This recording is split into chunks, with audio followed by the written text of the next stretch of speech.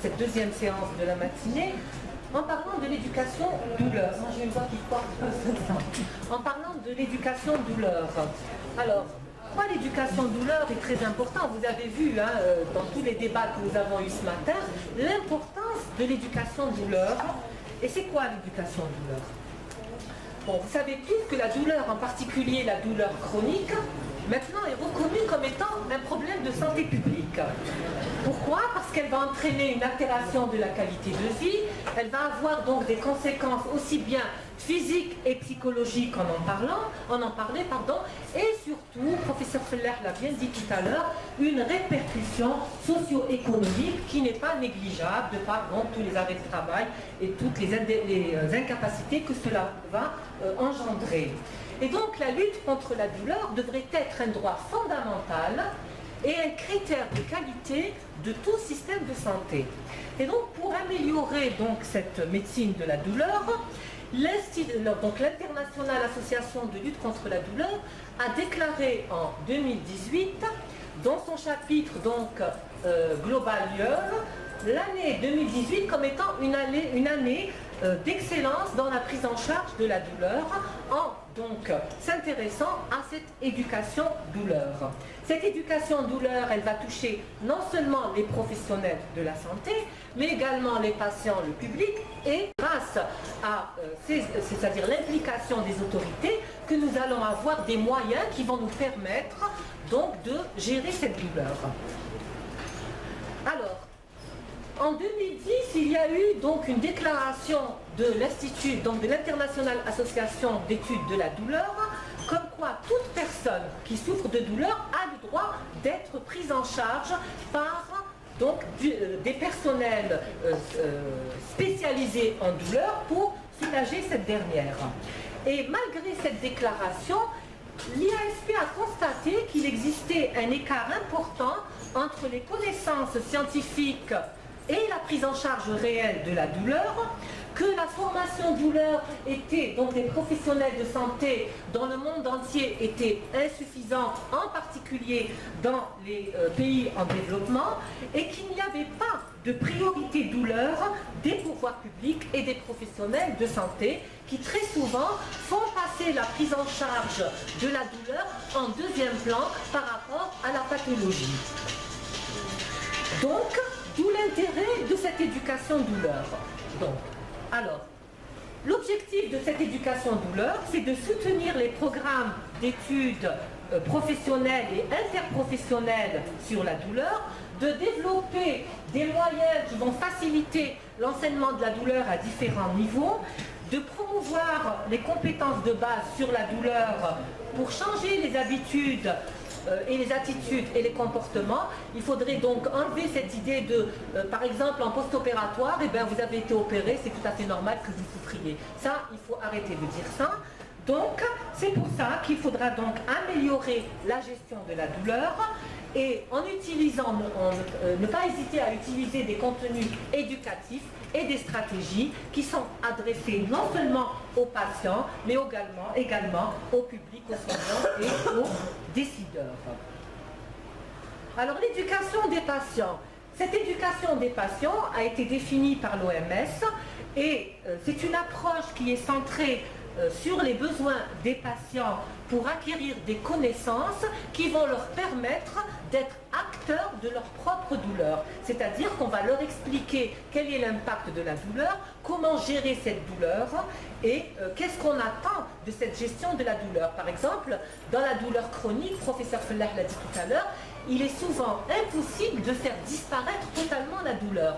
Donc, on va leur donner certaines directives pour essayer de soulager leur douleur. Pas pour la faire disparaître, mais pour améliorer leur qualité de vie. Et donc pour cela, il y a différents moyens avec lesquels nous pouvons donc nous aider, comme par exemple les campagnes de sensibilisation, d'information, et bien sûr ne pas hésiter à utiliser des soutiens psychologiques, notamment de cette fameuse thérapie cognitivo-comportementale dont parlait Madame Baraka. Et donc, pour devenir acteur de sa douleur, ça va nécessiter du temps et des efforts, aussi bien pour le patient que pour le médecin qui doit bien expliquer et prendre le temps pour que le patient comprenne bien comment prendre en charge sa douleur. Alors, dans cette étude qui est assez récente et qui a été publiée dans un journal donc scandinave, eh bien, ils se sont intéressés à l'impact de l'éducation douleur par rapport à l'intensité de la douleur, à l'autogestion et à l'optimisation de la qualité de vie. Et ils ont constaté que dans la majorité des cas, les gens qui ont bénéficié de cette éducation douleur ont eu une intensité plus faible, savaient mieux gérer leur automédication et avaient une meilleure qualité de vie. Pour ce qui est de l'éducation du public, vous savez tous que l'approche de la douleur va différer selon les cultures. Pour certains, la douleur peut être sous-estimée et donc ils ne vont pas la déclarer. Et pour d'autres, on l'a dit tout à l'heure, il peut y avoir de l'exagération dans le ressenti de leur douleur. Et donc cette éducation du public va nous permettre de changer les habitudes culturelles et les mythes qui sont liés à la douleur, non seulement à la douleur, mais aussi au traitement antidouleur, notamment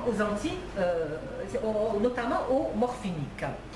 Elle va nous permettre, cette éducation du public, de modifier les attentes et les croyances donc par l'information sur la compréhension, la gestion et la prévention de la douleur, et elle va assurer une forme, elle va se faire en assurant une formation de la famille et de l'entourage, et bien sûr pour pouvoir assurer donc une assistance appropriée. Donc cette éducation du public va nécessiter des campagnes de sensibilisation sur l'impact de la douleur, sa stigmatisation et les idées reçues. Et donc, elle va se faire grâce à des programmes éducatifs qui encouragent l'utilisation adéquate des médicaments. L'éducation des professionnels de santé. Alors, il y a de nombreux travaux qui ont montré que les professionnels de santé étaient formés de façon, je ne dirais pas inadéquate, mais insuffisante sur la prise en charge de la douleur. Et que la plupart du temps, c'était des formations qui étaient informelles en milieu clinique, donc ce qui aboutissait à une gestion inadéquate. Dans un travail qui a été publié par la British Pain Society, eh bien, ils ont constaté que 11 universités du Royaume-Uni s'intéressaient à l'éducation douleur et que malgré cela, il y avait 1% d'enseignement qui était donc spécifique à l'éducation de la douleur, avec un volume horaire qui était réduit, puisque vous voyez que c'est seulement 12 heures, et que ce module spécifique à la douleur représentait à peu près moins de 15% des universités. Et donc le constat de ces auteurs était que finalement la prise en charge de la douleur, même dans les pays développés, reste inadéquate, même si on sait tous que le fardeau de la douleur dans la population a un impact important. Donc, l'éducation douleur des professionnels de santé doit être une priorité. Elle doit donc intégrer les programmes douleur en graduation et en post-graduation dans toutes les spécialités, suivies d'une évaluation des connaissances. Il faudra imposer cet enseignement douleur dans le cursus du médecin généraliste et développer donc l'enseignement post-universitaire.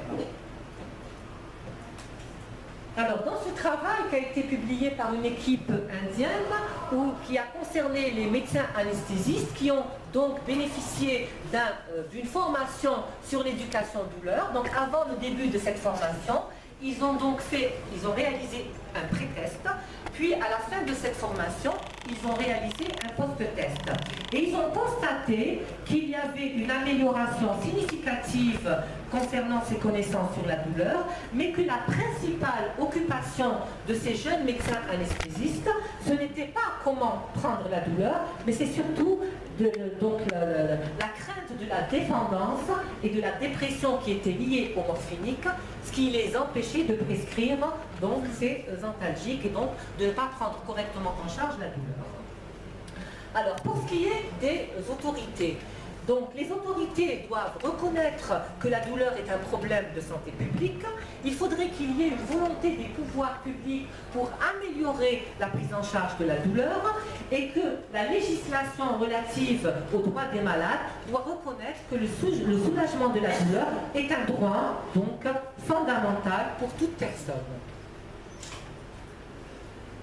D'ailleurs, c'est dans cette optique que l'IASP a fait certaines recommandations pour les organisations gouvernementales et non gouvernementales pour que l'accès à l'éducation douleur des professionnels de santé et de la population donc soit obligatoire, que les programmes d'amélioration de qualité pour accéder aux normes de soins, qu'il faut qu'il y ait un financement de la recherche sur la douleur. Il faut que l'évaluation de l'impact économique du fardeau de la douleur pour la nation soit donc pris en considération. Il faut développer les structures de prise en charge de la douleur et définir un plan douleur et des stratégies qui sont claires avec donc un délai de réalisation. Ça, ce sont les recommandations de l'IASP pour les différents gouvernements et les différents pays. Alors, quel est l'état des lieux en Algérie?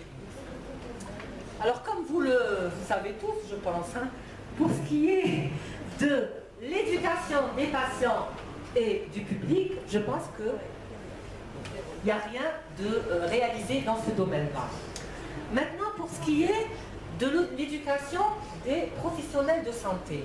Alors, on sait que dans l'enseignement de graduation, il y a à peu près donc 4 heures qui sont dédiées à la douleur, 2 heures en 3e année et 2 heures en 6e année.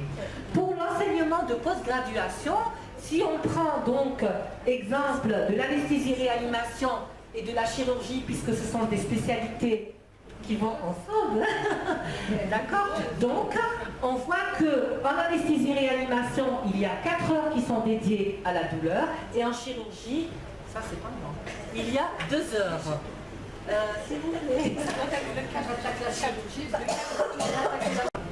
Alors, pour ce qui est de toujours dans la formation des professionnels, il faut savoir que quand même, il y a des formations médicales continues et des tables rondes qui sont quand même régulièrement organisées. Il y a eu le Club Douleur Afrique et le Club Douleur Algérie qui a été également réalisé pour les médecins généralistes avec différents modules dont vous avez la liste ici, et qu'il y a aussi les congrès et les journées de formation comme celle du professeur Grainat qui ont contribué à quand même améliorer la prise en charge de la douleur dans notre pays. Malheureusement, nous déplorons l'absence de formation pour le paramédical. Et j'ai entendu ce matin, tout à l'heure, je crois qu'il va y avoir quelque chose dans cette optique en décembre pour former les paramédicaux. Oui, pour former les paramédicaux à la prise en charge de la douleur.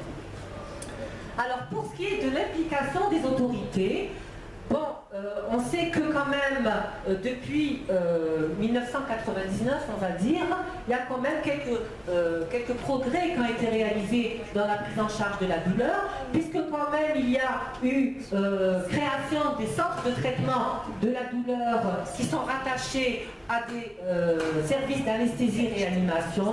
Donc vous avez la liste des différents centres qui existent dans notre pays, que la législation a quand même modifié donc la prescription des antalgiques de 7 jours à 28 jours, et qu'il y a eu quand même l'enregistrement de nouveaux antalgiques. Mais malheureusement, depuis un certain temps, nous avons été assez surpris de voir que la prescription de certains antalgiques spécifiques, notamment les gabapentinoïdes, était réservée à certains types de spécialités. Et malheureusement, les médecins qui s'intéressent à la douleur, qu'on appelle les algologues, ne sont pas inclus dans cette... Je crois qu'il faut qu'on agisse pour régler ce problème, hein, parce que ça pose des problèmes pour nos patients qui sont obligés d'aller voir les autres spécialistes et parfois ils vont dans le privé juste pour refaire leur prescription, leur ordonnance de prescription. Alors, qu'est-ce qu'on peut faire comme discussion? C'est qu'au niveau mondial, l'OMS a constaté que près de 80% de la population a un accès insuffisant au traitement de la douleur. Pourtant, le droit international dit que les gouvernements doivent prendre des mesures pour garantir un accès adéquat au traitement de la douleur des patients. Malheureusement, le constat a été que peu de gouvernements ont une politique de prise en charge de la douleur. Alors si on va du côté des États-Unis, on voit que c'est en 1998 qu'il y a eu un intérêt des autorités américaines pour la prise en charge de la douleur parce qu'ils ont constaté que leurs vétérans avaient donc des douleurs qui leur provoquaient des souffrances et surtout qui coûtaient cher aux autorités américaines. Et donc ils ont mis en place des éléments qui permettent une meilleure prise en charge de la douleur. Et ce n'est qu'en 2010 qu'il y a eu une stratégie nationale de prise en charge de la douleur. Et en 2011, la douleur a été reconnue aux États-Unis comme étant un véritable problème de santé publique. Et donc, ils ont fait un certain nombre de recommandations que vous voyez donc sur cette plaque pour pouvoir améliorer la prise en charge de la douleur. Alors, en France, selon la littérature, c'est le pays qui a le plus œuvré pour améliorer la prise en charge de la douleur. Ils ont une stratégie qui est bien codifiée. Il y a eu plusieurs législations qui se sont intéressées à cette problématique. Et donc, ces législations ont permis de faire de la lutte contre la douleur une priorité de santé publique, avec comme élément fondamental que le soulagement de la douleur est un droit. Et donc c'est Kouchner qui s'est intéressé à cette problématique et qui a fait différents plans de lutte contre la douleur. Vous voyez qu'il y a eu 4 plans et que les conclusions ont été que grâce au développement de ces plans douleur, il y a eu une amélioration de la prise en charge de la douleur qui a été estimée par la consommation d'opioïdes qui est passée du 49e rang au 4e rang entre les années 90 et actuellement. En Australie, vous voyez que eux aussi, c'est assez récent leur politique gouvernementale quant à la prise en charge de la douleur, même si l'élaboration du plan a eu lieu en 2010, eh bien le financement par les autorités publiques ont été donc accordés en 2018. Alors, dans ce papier qui a été publié par Michael Bond, dans le cadre d'un groupe de recherche qui s'est intéressé aux pays en voie de développement, qui a été donc créé par l'IASP, ils ont constaté que dans ces pays en voie de développement, ou en développement, puisque maintenant on ne dit plus en voie de développement, il y a une inadéquation, il y a d'abord un manque de structure de traitement de la douleur, et que ce déficit de formation et des professionnels de santé était un obstacle à la bonne prise en charge de la douleur. Et ils ont constaté que les causes de cette bonne prise en charge étaient essentiellement l'absence de structure douleur, l'absence de politique gouvernementale pour la gestion de la douleur et la crainte de l'utilisation des opioïdes et le coût élevé des médicaments antidouleurs. Donc, je conclurai en disant que la lutte contre la douleur est un droit fondamental, que c'est un critère de haute qualité de soins de tout système de santé et que ça devrait être une priorité et un facteur décisif d'humanisation des soins. Alors de nombreuses déclarations ont donc dit que la gestion de la douleur est un droit humain et qu'elle demeure inadéquate dans de nombreux pays.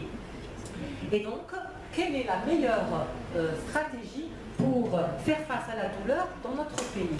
Pour cela, la Société algérienne d'évaluation et de traitement de la douleur a fait un certain nombre de propositions qu'elle a exposées au dernier congrès de lutte contre la douleur qui a eu lieu donc, en 2018.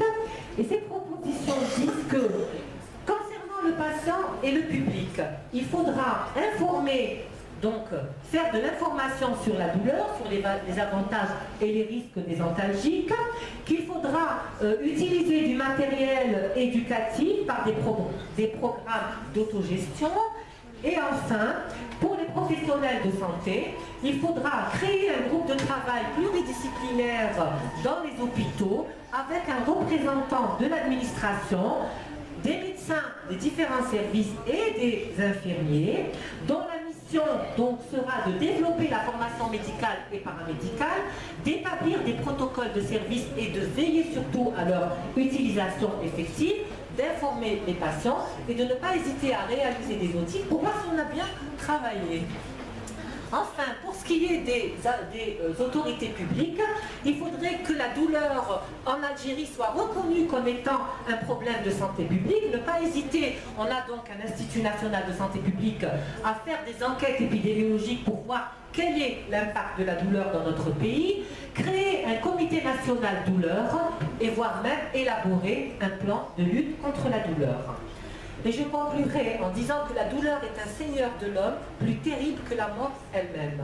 Je vous remercie.